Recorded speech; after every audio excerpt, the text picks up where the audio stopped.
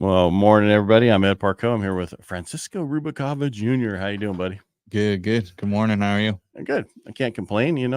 It's a Thursday, Yeah.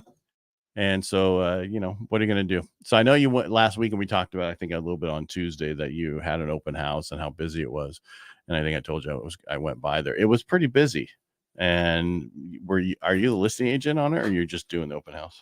No, I was just hosting it for one of my colleagues, but yeah, it was busy. I ran out of flyers. It was in a college area, and everybody likes that area.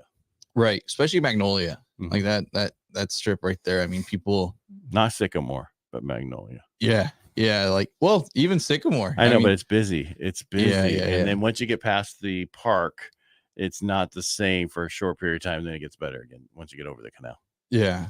No, and it was a lot of it was like a lot of neighbors, a lot of people. We had like the farmers market going on too. Mm-hmm. So a lot of people were coming by, but it was crazy. But later in the day, much later. It was even around noon and 1. It was busy.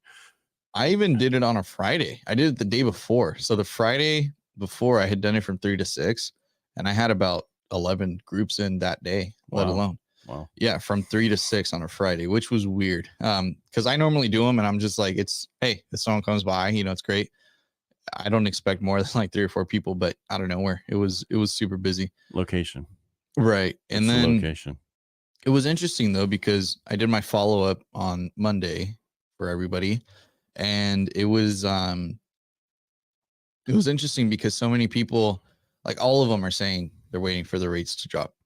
And it was even like investors that were in there that were like, oh, we're just waiting for the rates to drop, this or that. But granted, I mean, probably not as savvy as some of the other ones, right? But right. It was interesting because it's so many people going and they show so much interest. But I guess like for me, it was just a reflection of people are still keeping an eye out and they're all waiting for the same thing. So it always like leads me back to like how I coach my clients of, hey, be looking, be out there and be making offers, because I mean, you don't know, especially right now with how people are more reserved, right? Mm-hmm. Like it's a good moment of opportunity. I think people are with rates. It's the same way when they were beat up with all the offers they didn't get to, they had to write and not get accepted. And people are that way with rates. So the problem is the smart people, and I don't mean that they're not smart. I'm just saying they're scared to make a mistake and get into the wrong interest rate and the payment. I get that. But the problem's going to be once rates drop 0.5% or 1%. You just said how many people went by and want to potentially buy this house? 22. Yeah, like so 22. So you're going to go from 3 maybe offers to 22 offers on a property. As soon as that happens, that's the problem, and people don't get that. They're so afraid of making that mistake. That is more painful than doing it and realizing I can refinance it. It might be a little bit tight for the next year, but I get this house at this value today versus where it's going to be. Everything I saw this week, then we talk about numbers, they're talking 10% this year. Yeah. Total. That's $50,000 on that house. No, I've another like good example that I've been seeing of like our appreciation, everything. Like right now there's 3 different duplexes that came up for sale, like over there close to Paradise, right? Mm-hmm. Granted, people, they hear anything close to Paradise, they're like, oh no.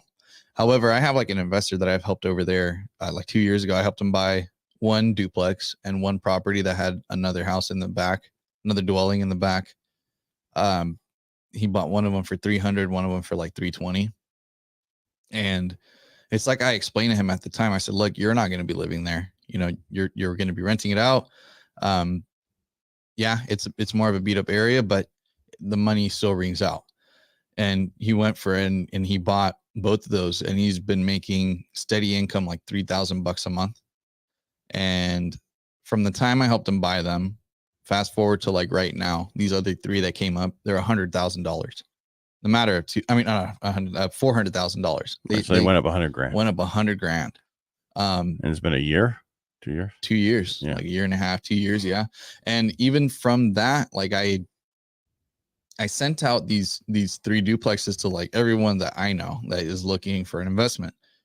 And for some reason, they weren't like going for it. Like they were like, oh no. Then they were more picky about the area. I even sent it to like my godparents, and they go out, they check it out. They're like, oh, it's actually in a better area than we thought. But those units are already making like $3,100 a month. Now so they're $1,500 each at least. One of them was renting for like $1,700, the other one for like $1,300. So yeah, a little bit over. It's amazing what it costs to rent, no matter where it is, and people don't realize the cost of rent. Right. Well, it's not, it's realizing the cost of rent when someone's like negating to buy, and it's also like realizing the cost of rent when like someone's been at a rental for so long and then they get booted out and then they have to go out and it's like reality smacks them in the face, It's a frog in water. We had boiling water. We talked about that before. Right. As you're in your nice little house with the rent the way it is, all the other rents are going up around you. And then when you have to get kicked out, you're being boiled because of how bad it is out there. Right. But it was like, and that's the thing. I mean, it even has me thinking where like I called again yesterday on those properties and the guy's like, why aren't you buying them? That's what I'm like thinking of now. Like, because I debt service them. You don't have to. Yeah. I mean, this time do it with somebody who knows what they're doing. Even like, and that's what I'm saying is like with that, like it's just really hit me because so many people like it's bringing positive cash flow already. No, I understand, and I get that, but the payments are you're probably going to be negative a little bit. Yeah. Because I have a guy who hit me up. I've helped him a lot, and he's going to buy the same thing in Fresno, though. That's where he wants to buy this. For some reason, he likes Fresno. And it's 500,000 and they're making 4 units and they're making $1,000 a unit. So it's $4,000 a month. So he's going to be a little negative, but not a lot. Yeah. And with the right tax write-off and over a year time, you're going to be able to raise all those rents 10%. Right. If not even more, if you kick them out and fix them and then get somebody else in there. And then you refi. And right. Down there, and he gets all that because he's already understanding all that. But the problem, and it's not really a problem, it's an opportunity that people are going to wish they did, because here's what's going to happen. Rates are going to go up. Rates are going to go down.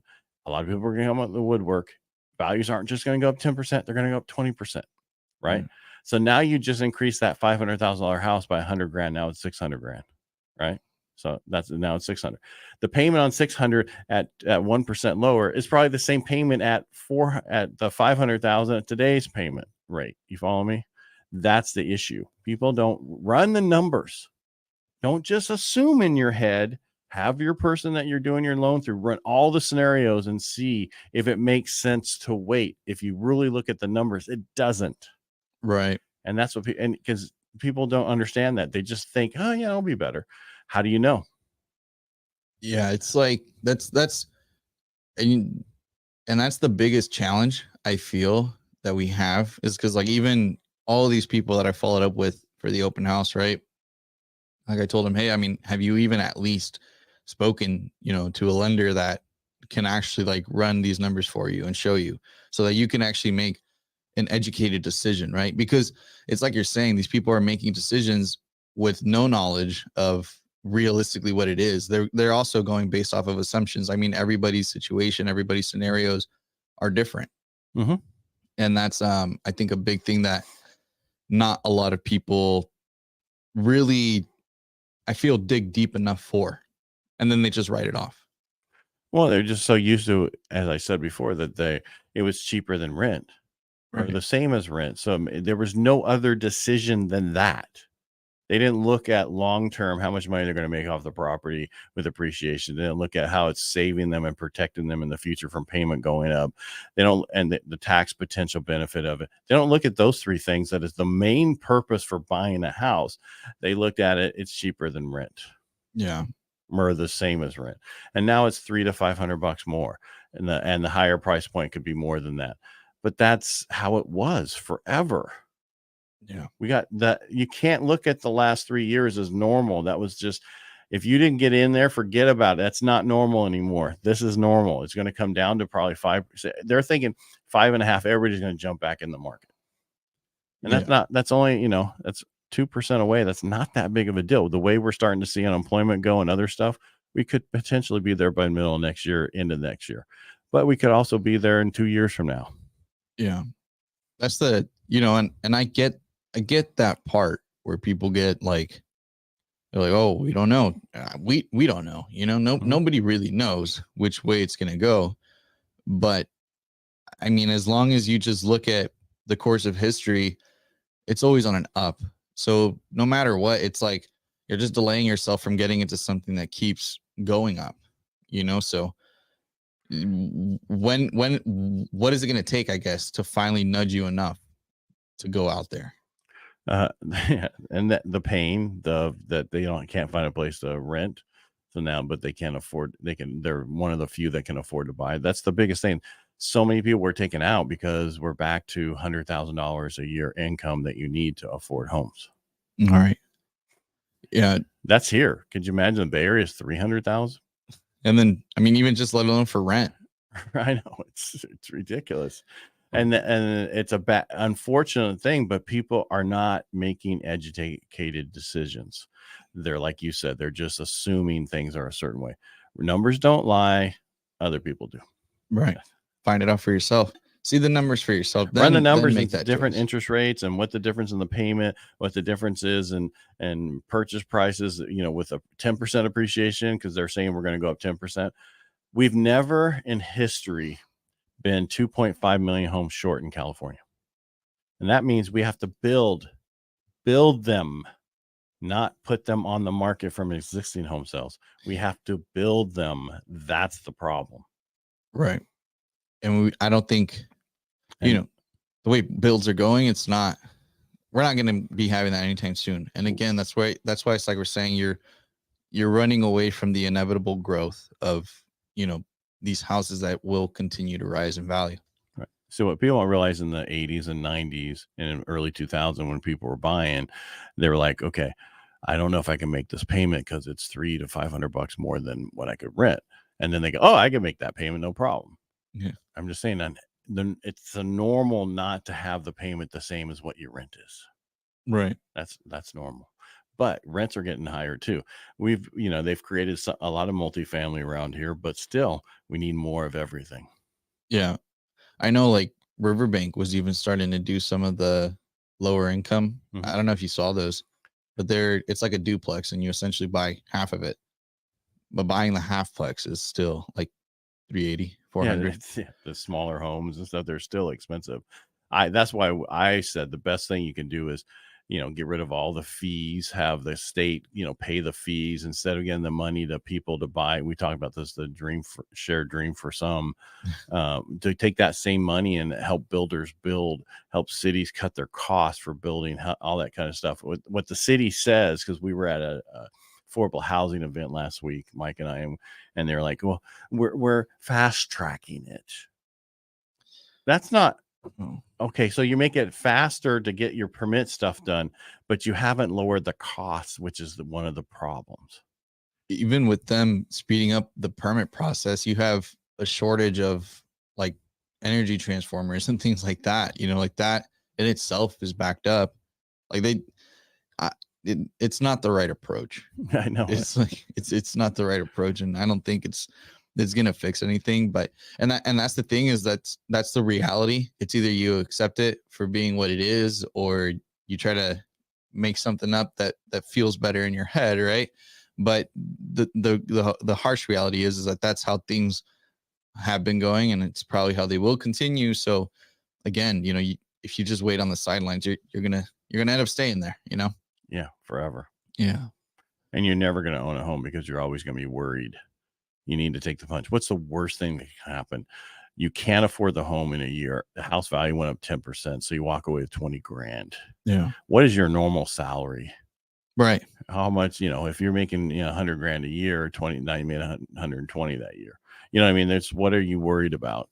It's not like you can't sell it. It's not like it was in the past where we have too much homes and we can't get rid of them. The problem is if it's priced right, they're going to have multiple offers and it's still going to go even in this market. So, yeah. And that's how it's been. Yep. All right. Thanks for being here today, sir.